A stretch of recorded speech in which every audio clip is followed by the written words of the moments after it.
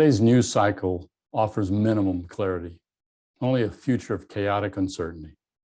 Cascading stock market, plummeting and then rising and plummeting again, all prices, political attacks from all quarters, creating an atmosphere of dissension. And near pandemonium has been caused over the last quarters by the spread of the COVID-19 virus. So what are our options as we battle this climate of fear? I've reached out to ask that question to leaders and recruiters and sales professionals alike who, like each of us, are trying to navigate all of this. What I've heard is this: focus.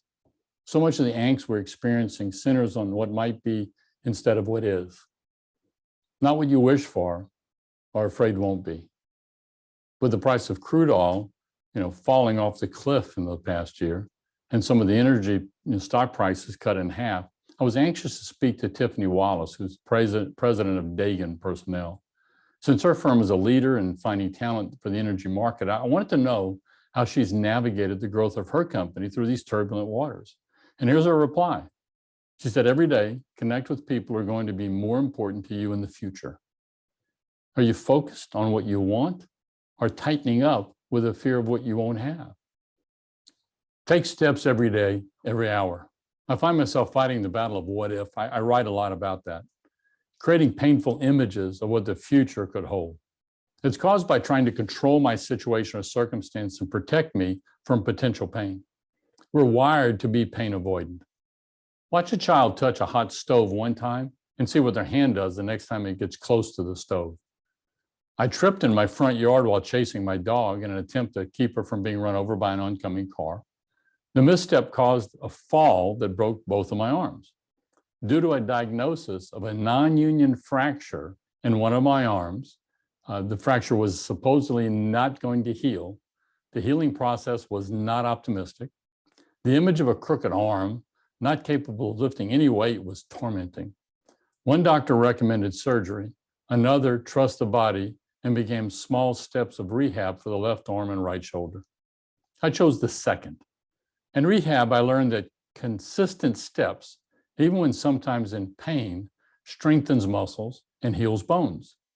Yep, one of my wise counselors, Dr. Mark Hendry at Frostwood Chiropractic, explained that by putting pressure on my arm, that it would actually strengthen the bone.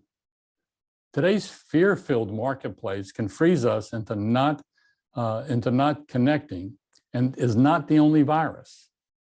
The internet is filled with examples of how fear is contagious. Look at the hoarding that we've gone through over a period of time and the runs on supplies. Pursue action rather than stockpile information. It's important to be well informed.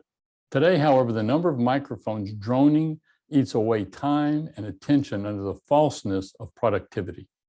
The internet is flooded with reprocessed information that appears to be an avalanche waiting to happen.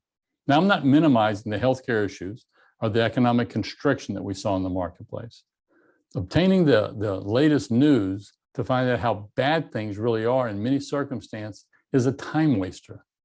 Alejo Orvañanos, a dear friend and an international high net worth financial advisor for Bank of America's Merrill Lynch, pointed out that information does not make you rich or poor, only the action that you take.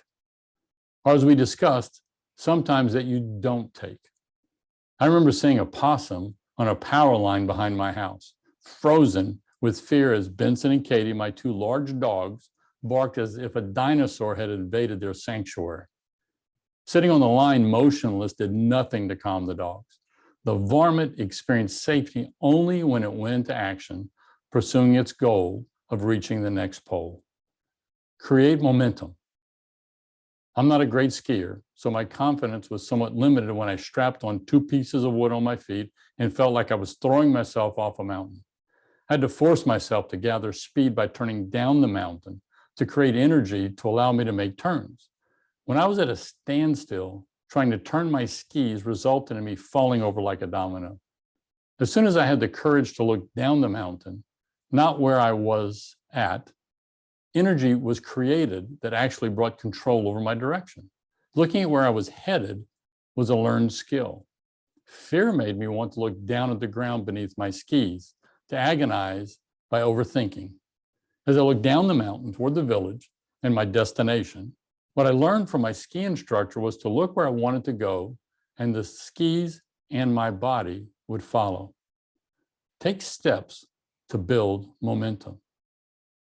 I reached out to Ben Metter, the founder of the Metter Company, one of the leading staffing firms in Houston, which celebrated its 50th anniversary a few years back.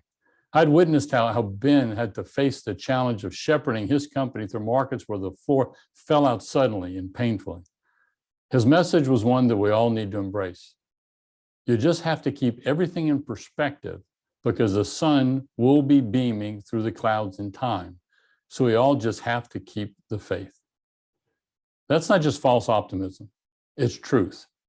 Every day, seek the sun that is always on the other side of the storm. Go out and be extraordinary.